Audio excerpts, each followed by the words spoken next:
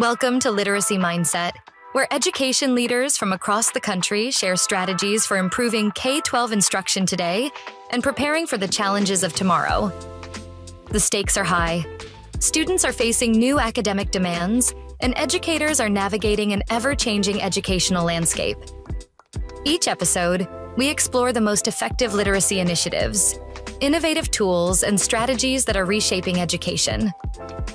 Whether you're an educator looking to improve student outcomes or passionate about driving meaningful change in schools, the Literacy Mindset brings you the insights and strategies you need to stay ahead.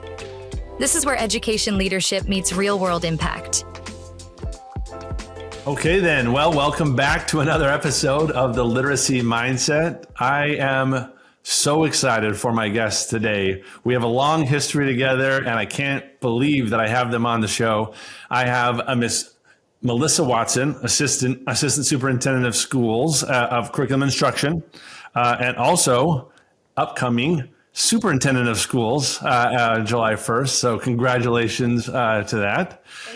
And Miss Julie Edenborough, Assistant Superintendent of Student Services, Guymon Public Schools. Welcome to the show, ladies.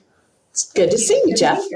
Well, I'm really excited to have you back. We've known each other for quite some time, from back in the days when I lived in Oklahoma myself with the family. Now I'm here in Phoenix and talking to people across the country about reading,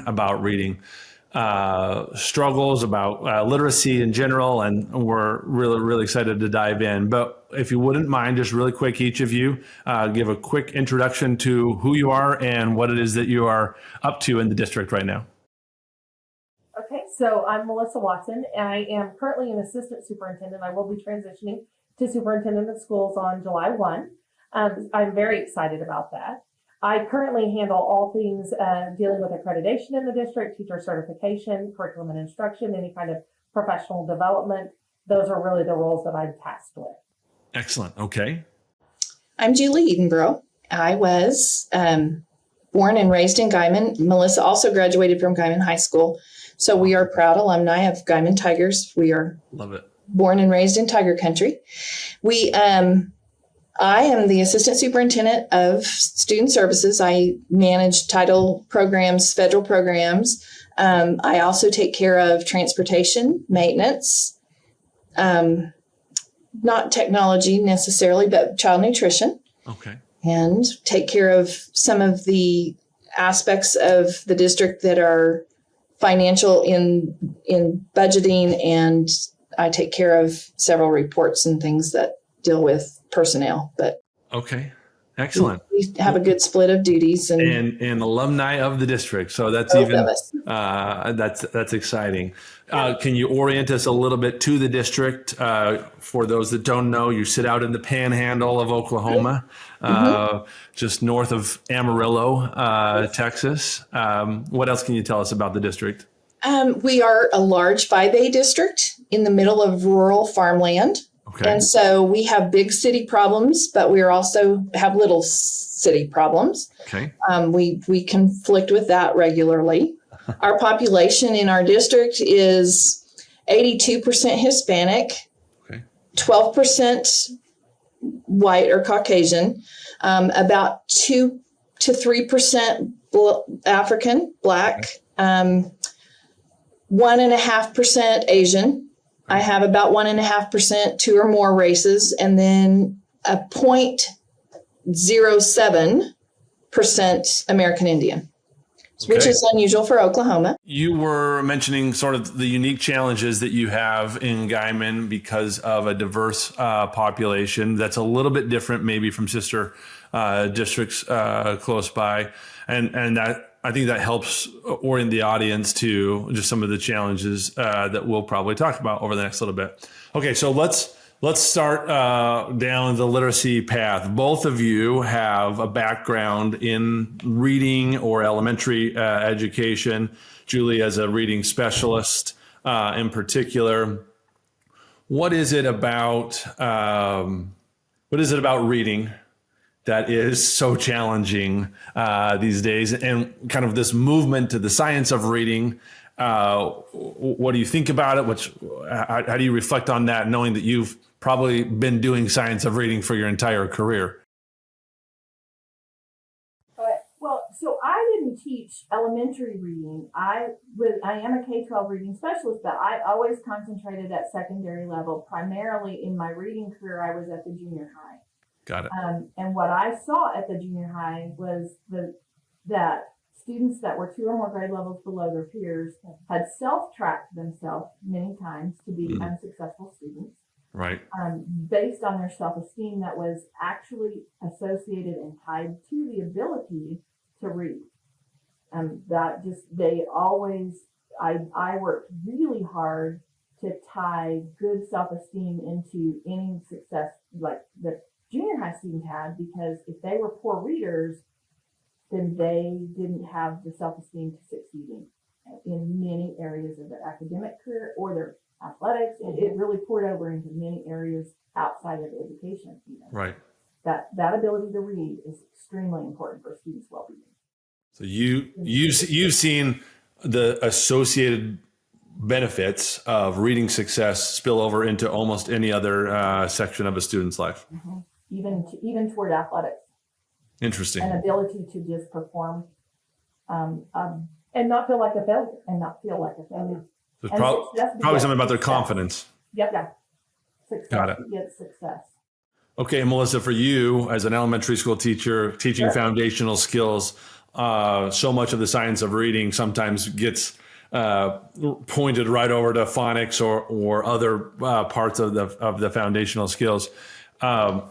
Talk a little bit about your experience with that, and then just the experience of the growth in science of reading and how that's affected your district. So I've been out of the classroom. I transitioned. I was former kindergarten teacher. Right. Absolutely loved it. Loved being able to teach kids to read. Loved being able to see their success. Right. Truly felt like I was making a difference in kids' lives. But then the flip side of that is when you get a kid who doesn't have quite the success. Right. And then it becomes then that internal struggle with me. What do I need to do? Where do I need to go? What do I need to try? What have I not tried yet to get, to make this kid successful? Because I knew very much and had internalized early on, if they don't get it quickly and with us, I knew what a path could be for them. And that was concerning. Very interestingly enough, I moved from kindergarten to teaching 4th grade. At the same year, my first kinder kiddos entered 4th grade. And so I had some of those same kiddos. And what I recognized was, wow, if they were ahead in kinder, they were ahead in 4th. And if they were behind if they left me behind in kinder, they were still behind. Wow. And so it was a very powerful moment for me to kind of really realize, oh, wow, the trajectory for them is kind of, I'm not saying that it's set in stone early, because there's always exceptions to every rule, but knowing that they left me, or I felt like they were leaving me, and I had hope that there would be further growth. And not that there wasn't further growth, but I don't know that it was enough to overcome the amount that they were behind. So that really set us, when I became a principal then, I became an elementary principal, that became the focus of getting our kids on target, leaving, hopefully, first grade. That's really where we want it to be, where they're leaving first grade on grade level, because as Julie talked about, when we get kids who then enter 3rd grade who are 2 grade levels behind, it really does start to impact their confidence level. And then they become they become those stagnant thinkers that are, I can't do it. It's too hard. I'm not smart enough. And then that's truly not the case. And so we then transitioning from elementary principal into my role as assistant superintendent, we made a very strategic push with early literacy, talking about making sure that we are blocking enough time in the day for our elementary teachers to be able to not only teach the whole group, the tier 1 instruction, but then do intervention in small groups through guided reading with dedicated time in the day for that. Not only dedicated time, but then at the kindergarten level, we've also added in paraprofessionals who can come in and help with that. The whole focus is literacy. the whole focus is getting kids to read. Love it. Okay, so let's bifurcate the conversation just for a second. So tier 1 instruction, let's go to good tier 1. Your data point of kindergartners leaving kindergarten and either being on track or not being on track, and how that can manifest itself even in the 4th grade. So clearly good tier 1 instruction becomes a critical point of that. You've really emphasized early literacy. What do you think about that as it relates to a curriculum, a program? Like, how do you follow that? Is this up to the teachers to do that? Do you guys try and do that at the district level? How do you make sure that you have good tier 1 instruction happening in your buildings?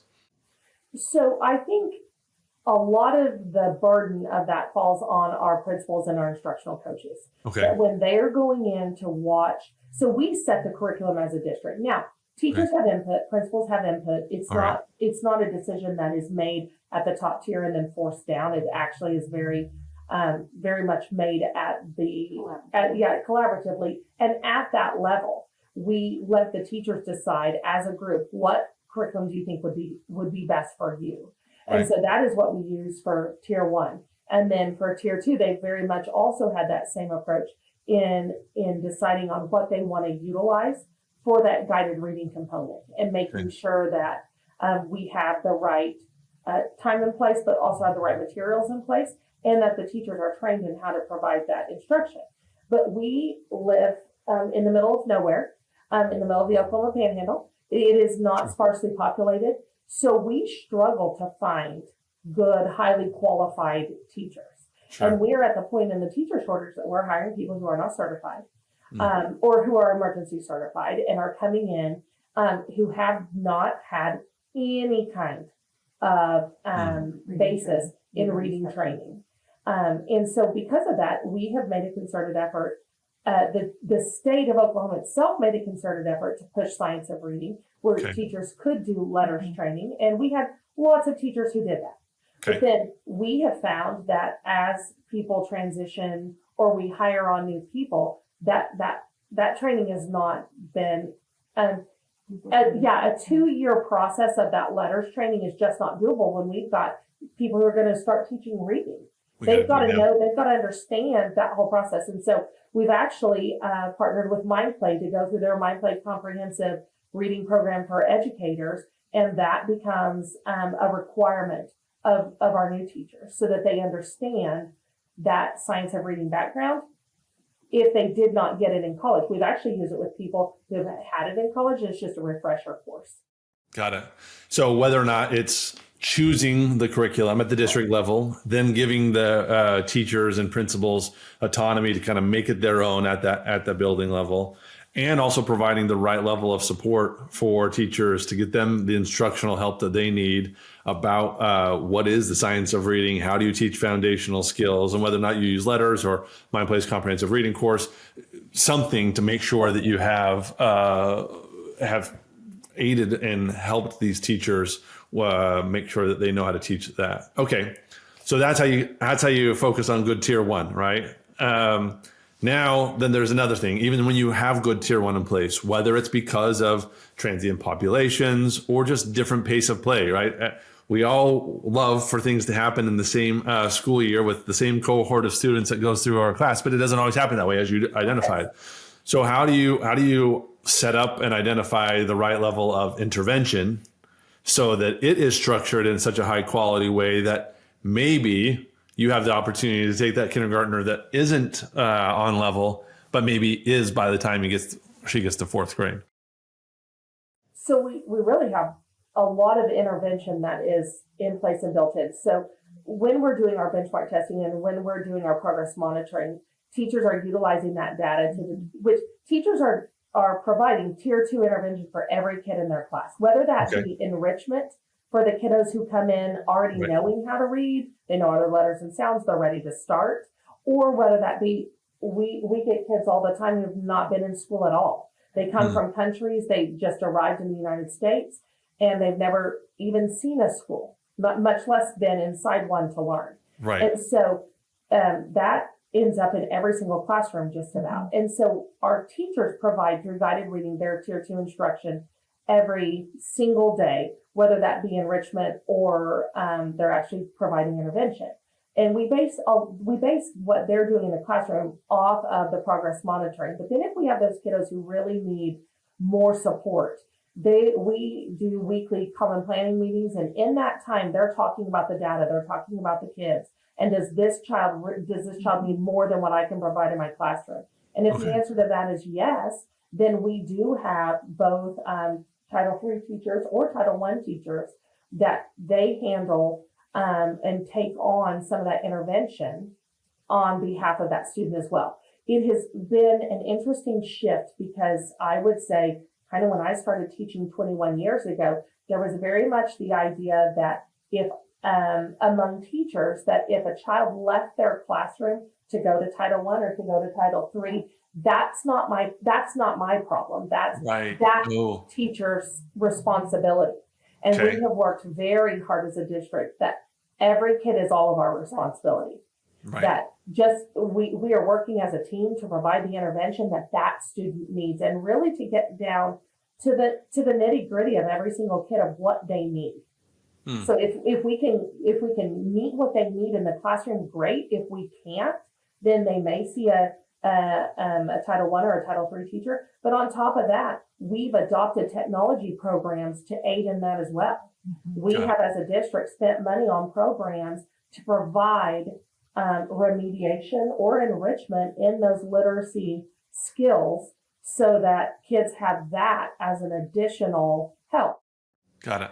Yeah. And it's interesting that you say that about teachers and sort of the diffusion of responsibility that can happen as they travel from one classroom to the next. But that takes a pretty concerted effort as a leadership group to kind of unify around the child. So it sounds like that's been working, that now you have teachers embracing that. Was that, how big of a challenge was that? You kind of talked about a time when that wasn't necessarily the case.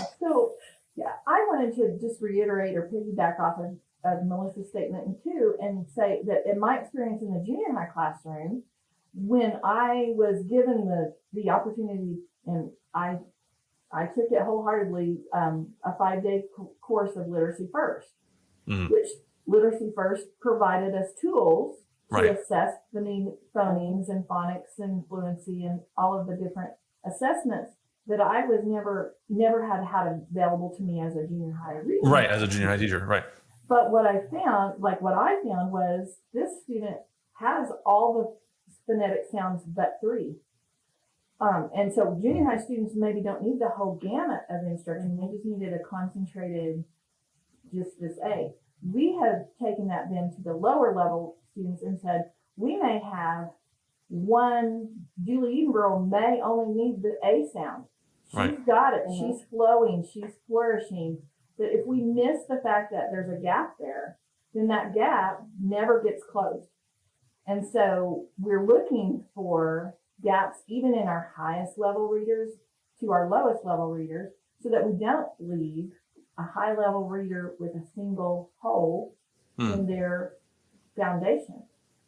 And that, I think, is newer to our district. Newer, maybe 20 years, maybe over 20 years. But at the time I started 30 years ago, there wasn't that gap. And I'd go, Julie Edenborough is an above level reader. She's an above level student, but she missed the reading fluency skills, or she missed X, Y, or Z, that nobody was ever intervening with kids that were on mark. And we want every child to have the opportunity for an intervention or an expansion enrichment situation. I love that. Yeah, that's a unique perspective of making sure that you're leveraging an RTI or MTSS framework, right, to establish what Tier 2 looks like for every student, because we all have a Tier 1 version of what we can do, the assets, right, an assets-based lens of what we can bring to the table, and then we all have things that reinforcement or taking ourselves to the next level is available. That's great. Let's stay on the technology topic then for a minute, since you kind of talked about the software programs that you've brought in. How do you make devices available for everyone? How technology rich are you from a device standpoint? And then how do you think about it in a decision-making framework for your curriculum? Truly, with COVID, we were force-fed into a one-to-one initiative because Got it. we had no other alternative but to get COVID said, you got to go remote and you got to figure out how to do that. So, yeah. So okay. that, Like many districts. Okay. Right. That we were on the pathway for a one-to-one initiative, but it was accelerated substantially by COVID. Okay. And so every single student gets a district provided device.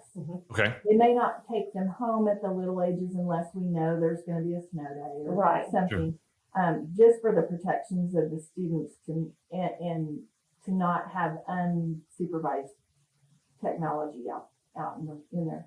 So do you do snow days or do you leverage snow days as technology days or learning days? We've done technology days this year. We have done both. Last year we had a blizzard that required us to take 4 days out, and we did 2 days virtual and 1 day snow. So it just depends. But when but you have the opportunity to do that now if you want to. We do. And there is a concerted effort to use technology in classrooms, I feel like, especially we're a Google district, and so our teachers are using Google Classroom. It transitions very well when we have to have a virtual day for sure. But even utilizing that in the classroom, because really the push in Oklahoma is to have kids college and career ready. Well, part of it being in a career is using technology, because I can't hardly think of a career that you wouldn't be using technology in some way, shape, or fashion, right? Sure. And so when we're looking at things, it does play a part. When we're looking at literacy programs, our teachers are very much looking at what extra technology pieces come with it, right?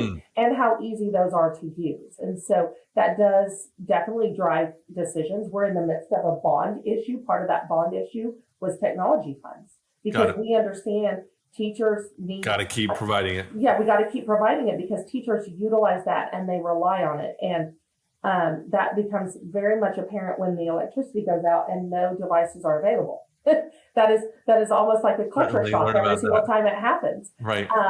Because teachers just have become reliant upon it. I'm not saying it reliant upon it in a lazy way, but I think they utilize it to make more engaging instruction. Yeah. And so it becomes more challenging without it. That makes sense. Do you find yourself challenged with personal devices, like distractions and things of that? If kids, and do you have policies around personal device use? Well, so in the state of Oklahoma, there's a huge push right now from the legislature, who is in session currently. Bills have been introduced to ban cell phones bell to bell, meaning that students would not be able to use their personal devices. And by cell phones, we're thinking AirPods that link to cell phones, Apple Watches, anything like that. We're assuming it's going to be any kind of smart technology like that. Okay. I would, I guess, now assume glasses would be part of that, considering there's that big push for that glasses that have that capability as well. And so if that becomes the case, and we're very much talking about that for next year, what's that going to look like for us? Because it looks very different. We're a 5A district surrounded by 2A and size A schools. And so how they choose to handle that law would be very different than how we would have to choose to handle it. We, in lots of ways, we have lots of teachers who are very much looking forward to that change. But we also have teachers who don't mind kids having their own devices. And we do know that there will be some challenges with that, but definitely the kids have a school issued device that we can utilize. We can control a little bit. We can choose how they use that. Where sometimes with the devices they're bringing in, we don't have that all. Yeah, no, that's a good point. Okay, well, that would be interesting to track and follow as that comes down from the legislature, it sounds.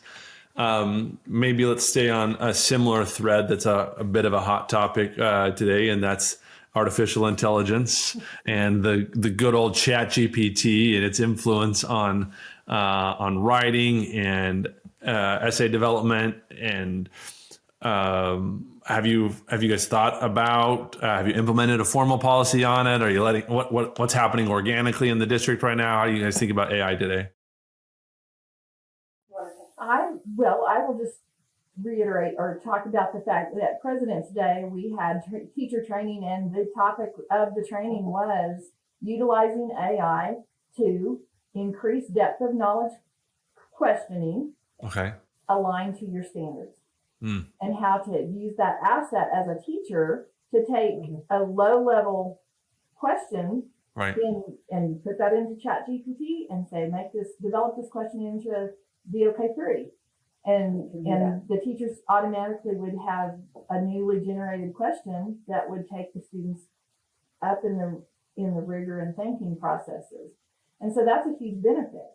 Okay. So we want to use the beneficial side, but we want to discourage the cheating side, Right. or the side that makes a student who can't write I shouldn't say can't write, but struggles to write, and now suddenly they're turning in multiple page documents that are Right.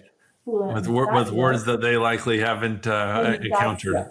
that's really kind of a challenge to make sure that they're doing the critical thinking side of writing Right.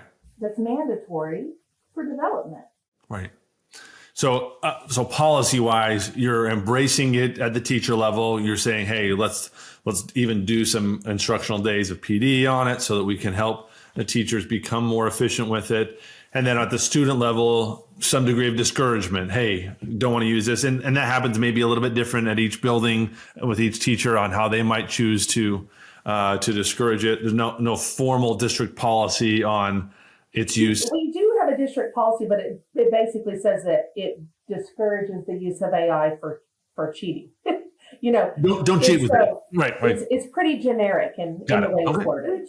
You get into that struggle because is it really cheating if you say, find me 3 resources of articles on amniocentesis, and then ChatGPT shows you the articles and the sources and all of that? That's barely cheating. Right. But the process of actual investigation, research, determining quality of source is all eliminated, and we still need people in this society who have the ability to concentrate enough to look at a source and say, this is not a valid source. Right. Or this is a very valid source, and we should pay attention to this.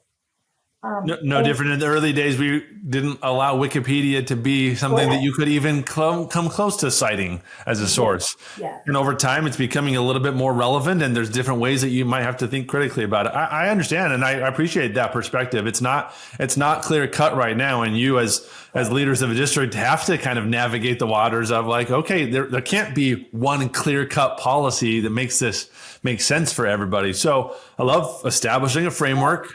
And especially, Jeff, when you look at our location, there's not a metropolitan library that you're going to go, let's go to the University of Boston and go in their library. That's not going to happen in this location. So the ability to do research is really online research already based on our geographical location and resources.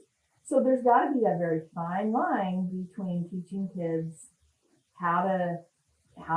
what we used to do is go to the library and dig through the stacks and dig through the card catalogs and all of those things that maybe aren't necessarily important in this society, but we still have to have people with the ability to do some of that. And we have to be teaching students how they're going to do that now and in the future, but also develop their brain development to click and process critically. Right. So. No, that's a great point. Well, goodness, we could probably talk about things all day long. This has been a blast. There's so many great things going on in Guymon. But since we're on this topic, why don't we go maybe to a final question and just continue to think forward, right? 5 to 10 years from now, whether or not it's, as Julie stated, the future of libraries or how we're thinking about it. But like, what do you two, what can you help us paint a picture for of things that you think will be the same or different in public schools in the next 10 years? Oh, wow.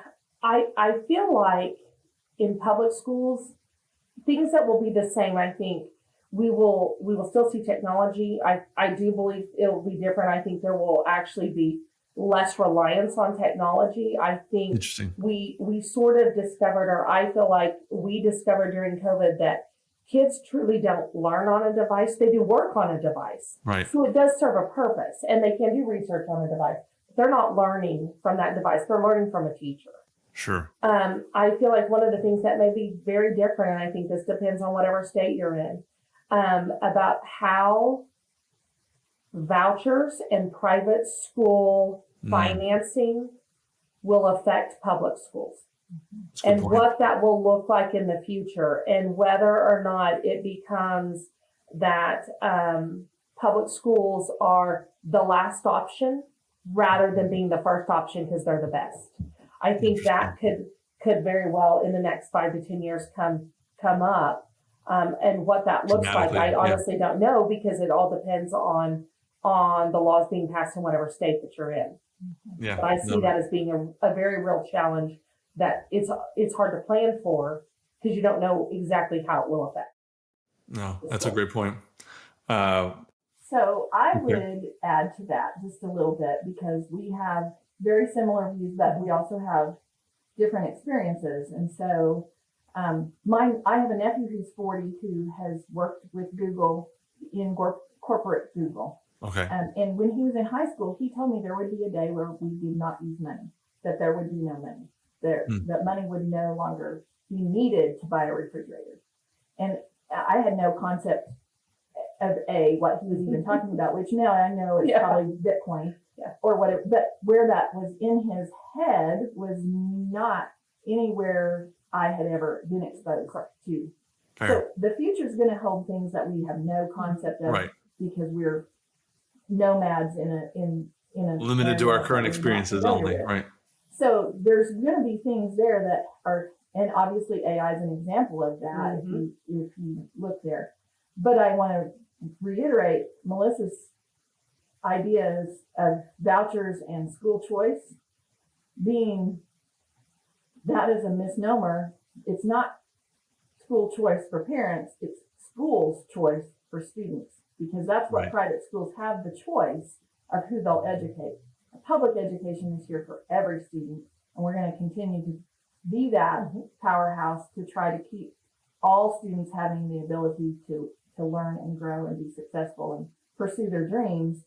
I just feel like that we're going to really have some struggles, possibly in the next 5 to 10 years, with the ideals that schools should be privatized completely. Got it.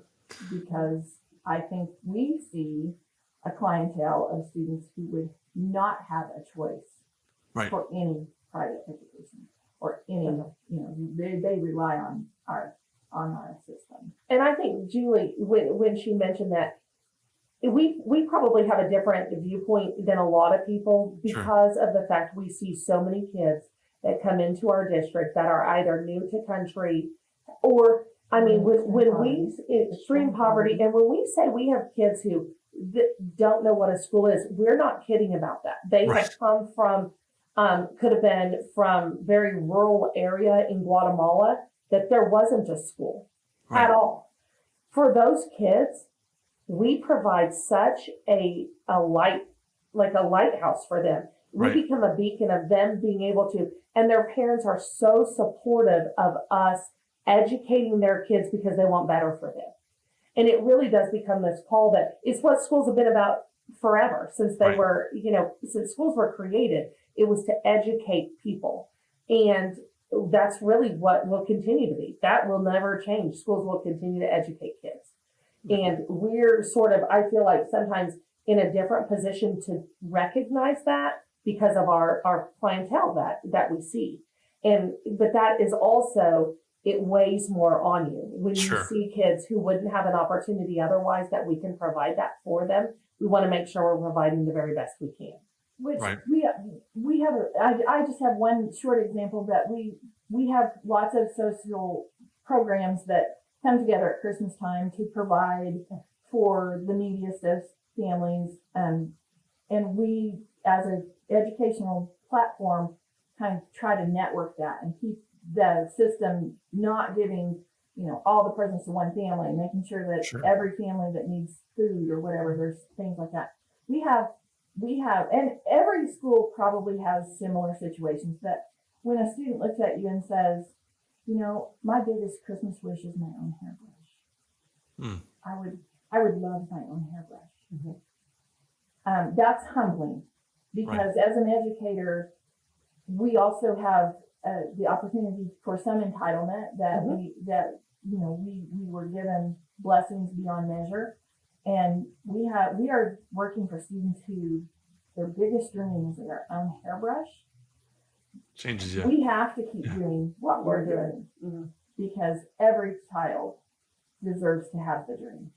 Yeah.